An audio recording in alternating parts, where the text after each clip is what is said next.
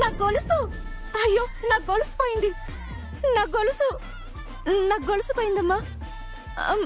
మీరెవరైనా చూసారా? ఏంటి, గొలుసు పోయిందా?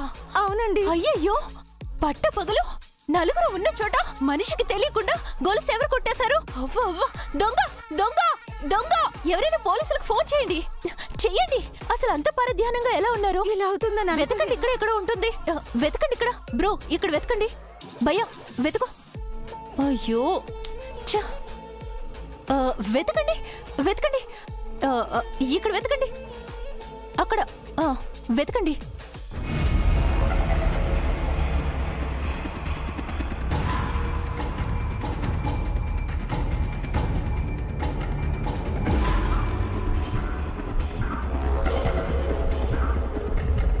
గడ్డు కాలం రాబోతోంది మనోహరి. కొంచెం జాగ్రత్తగా ఉండు, లేదంటే నీ గుట్టు బయట పడిపోతుంది. సరే పంతులు గారు.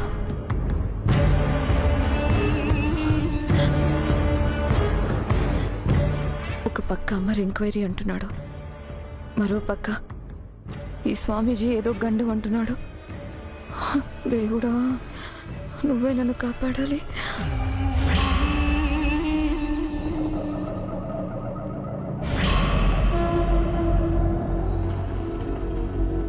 ఎవరో వస్తున్నట్టున్నారు మేడం.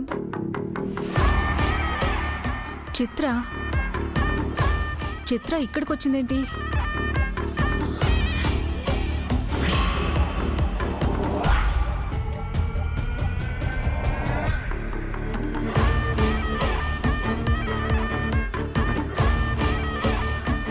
ఎవరు మేడం అమ్మాయి?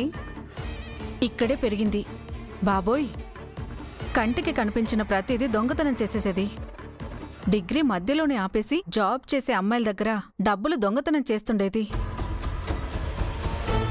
విషయం సరస్వతి మేడం వరకు వెళ్ళి చిత్రను తిట్టి డిగ్రీ కంప్లీట్ చేయించి జాబ్ వెతుక్కోమని చెప్పి కొంత డబ్బిచ్చి బయటికి పంపించేశారు. ఆ తర్వాత మళ్ళీ ఇప్పుడే చూస్తున్నాను.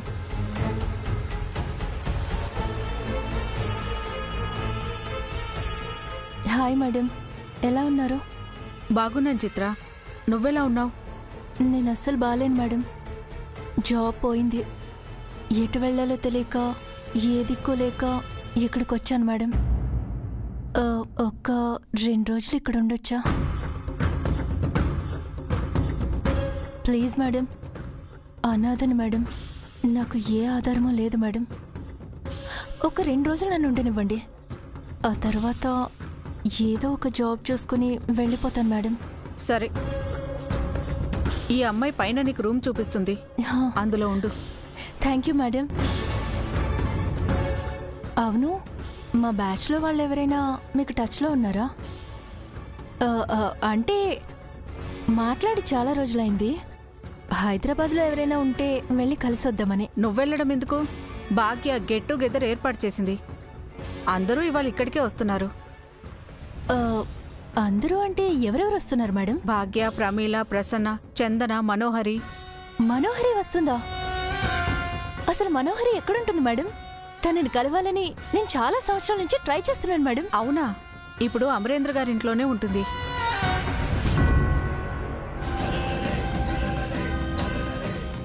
ఓ, అక్కడుంటుందా? సరే, నువ్వు వెళ్ళి రెస్ట్ తీసుకో. అందరూ వచ్చాక నేను పిలుస్తాను. Okay madam. సరస్వతి, తన గది చూపించు. అలాగే మేడం. ఎందుకైనా మంచిది చిత్ర మీద ఓ కన్నేసి ఉంచాలి.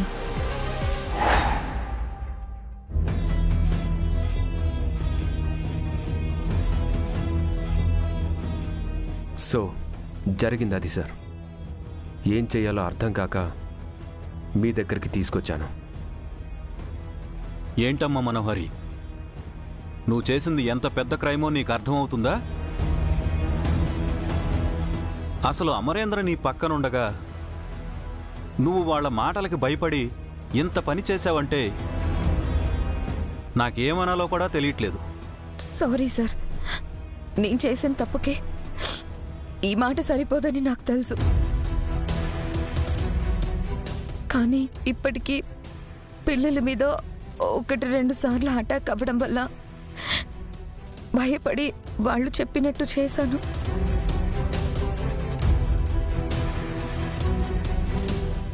ఇప్పుడు నువ్వేం చేద్దాం అనుకుంటున్నావు అమర్? పోలీసులకి జరిగింది చెప్పి మనోహర్ని కస్టడీలోకి తీసుకోమని చెప్దాం అనుకుంటున్నాను sir.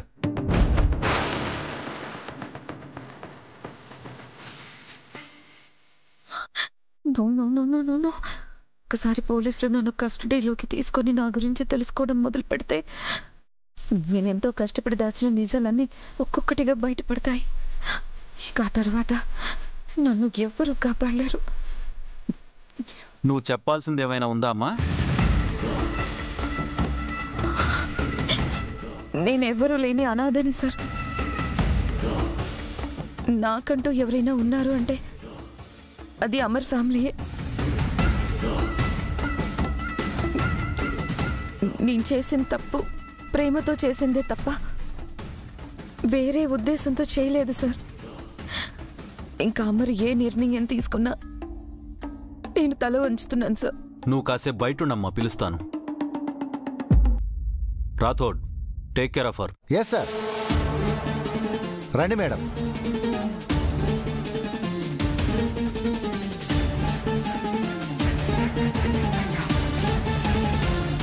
Amarendra, please be seated. Thank you sir.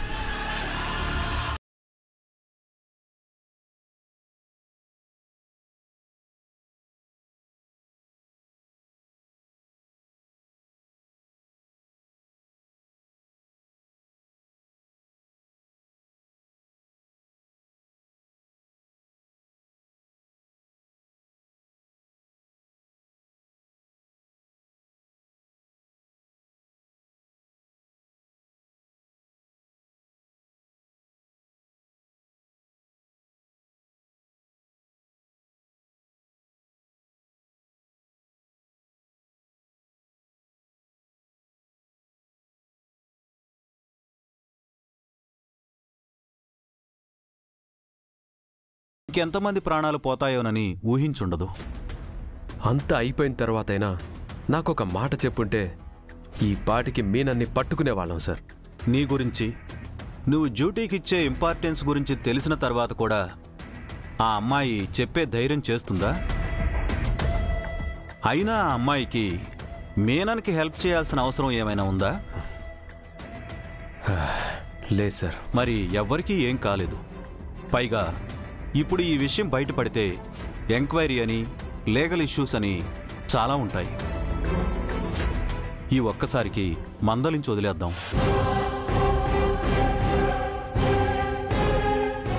మీ ఇష్టం సార్.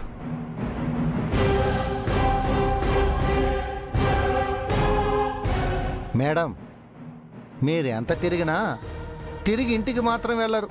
మీరు ఫిక్స్ అవ్వండి. ఇక్కడి నుంచి వెళ్ళేది స్టేషన్కే.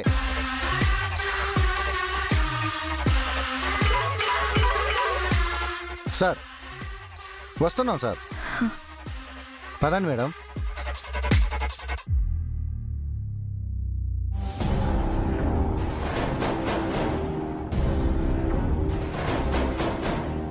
అమర్తో మాట్లాడానమ్మా. తనైతే ఎప్పటికీ పోలీస్ కంప్లైంట్ ఇవ్వాల్సిందే అంటున్నాడు.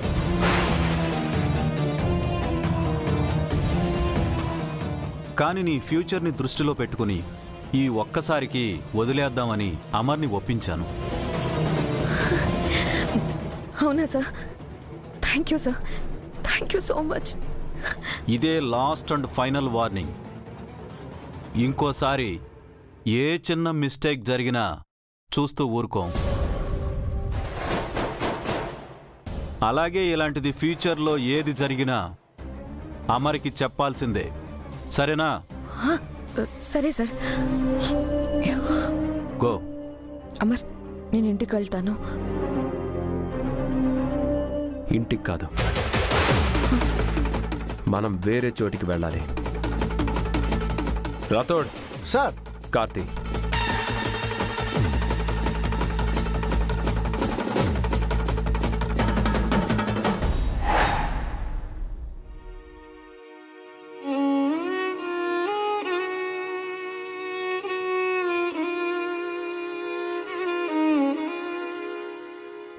ఏం కాదంజు. ఏం కాదు, వెళ్ళి సారీ చెప్పు. వద్దమ్ము ప్లీజ్, మళ్ళీ వాడికి ఆస్తమా వస్తుంది. అంజు, అదిగో వాడు నిద్ర లేచాడు, వెళ్ళి సారీ చెప్పు.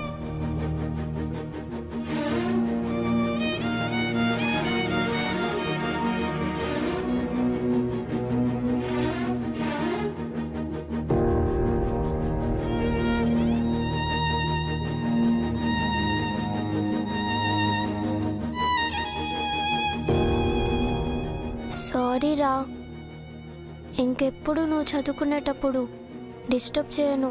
నేను కూడా సారీ, ఎప్పుడు నీ మీద అరవను.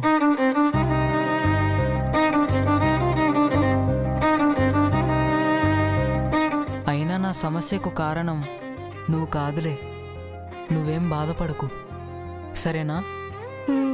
సరే.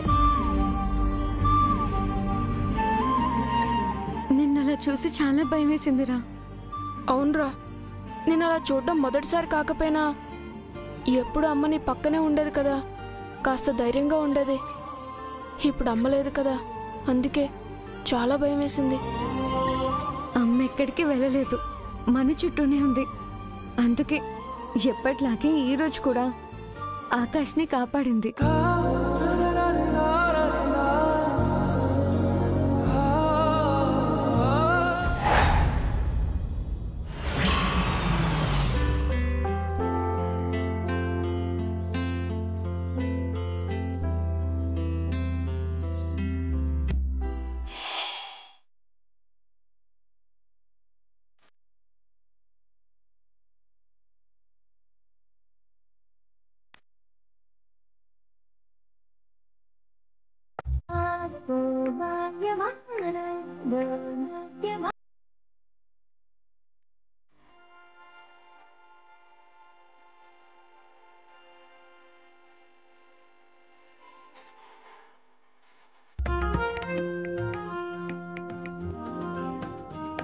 ఆంటీ, మనం ఇక్కడికి వచ్చామేంటి?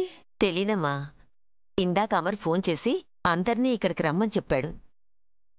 బాగి బయలుదేరిందేమో, ఒకసారి ఫోన్ చేసి కనుక్కోవే. 10 నిమిషాల్లో బయలుదేరుతానని చెప్పిందండి.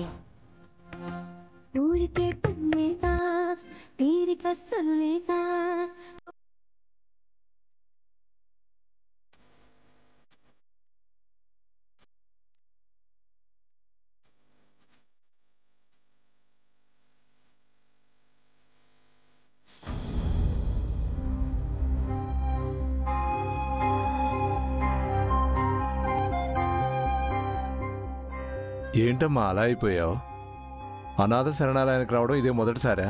మొదటిసారా. పుట్టినప్పుడే మా నాన్న మనసు మార్చి మా నాన్నమ్మ ఇక్కడికి తీసుకొచ్చి వదిలేసింది. ఒక రకంగా ఇదే నా పుట్టినిల్లు.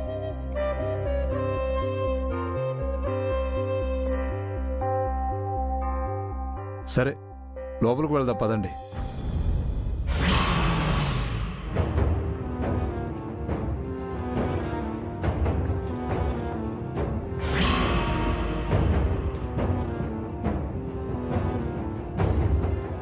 అమర్, మనం ఇక్కడికి ఎందుకు వచ్చాం? చెప్తాన్రా.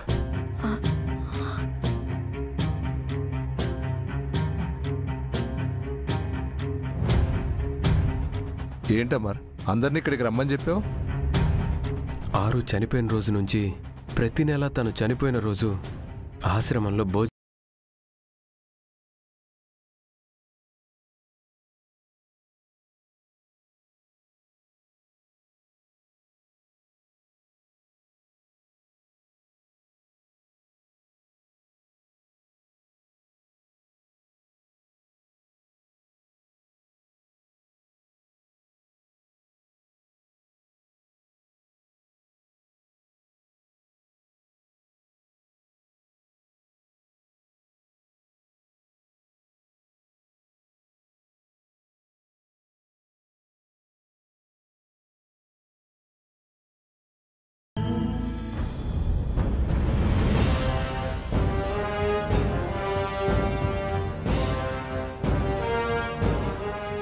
ఇదేంటి నన్ను ఇంత కోపంగా చూస్తుంది? ఇక్కడికి వచ్చాక అనామికలో ఉన్న అరుంధతి జ్ఞాపకాలు కానీ బయటపడ్డాయా? ఎందుకైనా మంచిది, కొంచెం జాగ్రత్తగా ఉండాలి.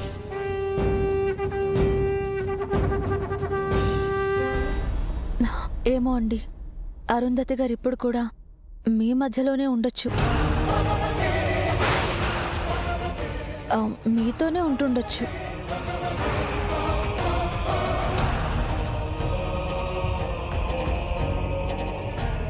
నువ్వు చెప్పింది కరెక్టేనమ్మా.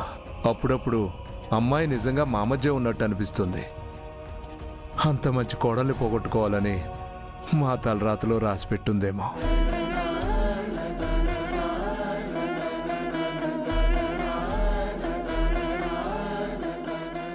సరే సరే, ఇలా మాట్లాడుతూ ఉంటే ఇక్కడే సాయంత్రం వరకు మాట్లాడుతూనే ఉండిపోతాం.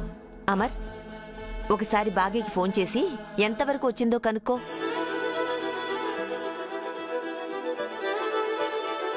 హలో. ఏమండి, స్టార్ట్ అయిపోయానండి, వచ్చేస్తున్నాను. సరే, ఇప్పుడే స్టార్ట్ అయిందంటమ్మా. మనం లోపలికి వెళ్దాం. రాతోడు సార్, కారులో 6 ఫోటో పూలు ఉన్నాయి, అవి తీసుకురా. అలాగే సార్.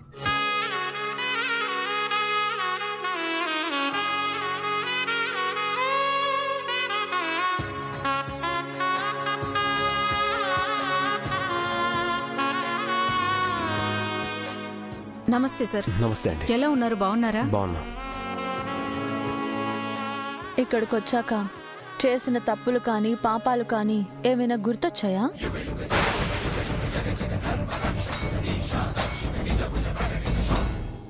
ఏంటి అప్పుడే మర్చిపోయారా? అరుంధతి గారు పెళ్లి చూపులు, పెళ్ళంతా మొదలైంది ఇక్కడే కదా. అంతా చేసి అప్పుడే ఎలా మర్చిపోయారు? ఏం మాట్లాడుతున్నావు? ఎలా అడుగుతున్నారేంటి మనోహరి గారు? అరుంధతి గారు మీరు కలిసింది, పెరిగింది అంతా ఇక్కడే అంట కదా. అవును. దాని గురించే మాట్లాడుతున్నా. మరి తప్పులు అని అన్నావు? అదా, ఇంతమంది ఫ్రెండ్స్ ఉన్నారు, టీనేజ్లో వార్డెన్కి తెలియకుండా సినిమాలకు వెళ్ళడాలు, కాలేజీలో వచ్చిన ప్రేమ లెక్కలు చదువుకోవడాలు, ఇలాంటివి చేసుంటారు కదా, వాటి గురించి అడుగుతున్నా. అలా అన్నావా? అవును. మరి మీరేమనుకున్నారు? ఏమనుకోలేదులే, పద.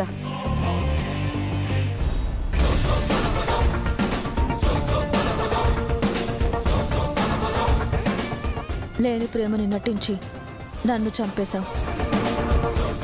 నేను ఇప్పుడు నీలాగే మొదలుపెట్టాను. నీ నిజ స్వరూపం బయట పెట్టించే వరకు ఇక్కడి నుంచి పోను. అనామిక, ఎందుకు ఇక్కడ ఆగావు? పదండి లోపలికి. అరుంధతి ఫ్రెండ్స్ కూడా మీకోసమే వెయిట్ చేస్తున్నారు సార్. ఓకే. భాగ్య, ప్రమీల రండి. ఈయనే అరుంధతి హస్బెండ్. నమస్తే అండి. నమస్తే అండి. మను, హాయ్. హాయ్.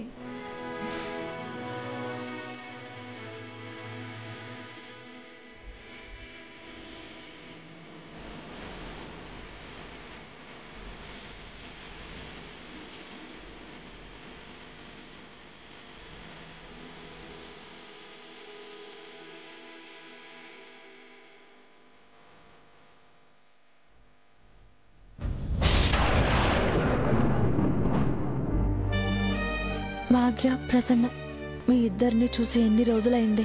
మీరు కళ్ళ ముందున్నా కూడా మనస్ఫూర్తిగా మాట్లాడలేను. నాకెంత కష్టాన్నిచ్చావు స్వామి.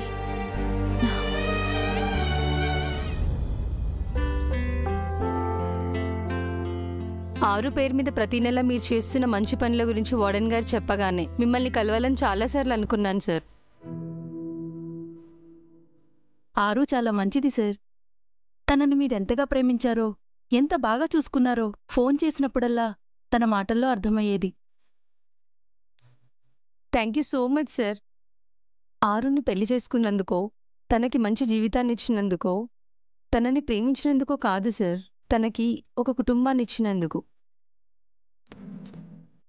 తనని అనాథ అనే చెరసాల నుంచి విడుదల చేసినందుకు సార్.